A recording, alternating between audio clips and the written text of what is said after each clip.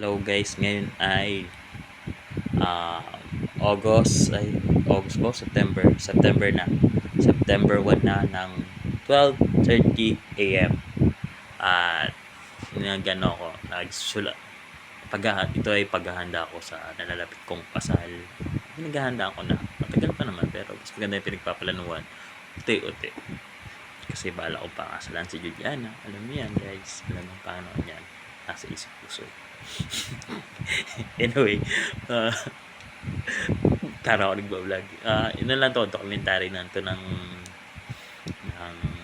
paghahanda ko ng mga plano para sa katawan nalalapit kong kasal, sa lalapit pagpaplano ng pagpropose ko sa kanya, and then pagpaplano ng aming kasal. Ngayon ay 12:31. Ngayon ay 12:31 AM ng madaling araw, September 1, 2025. So, ang ginawa ko lang ngayon naghanda lang ako ng mga gagamiting kanta sa wedding namin. So, alam mo na, patay-utay. So, ano na lang, utay-tayin ko to para patawas, no?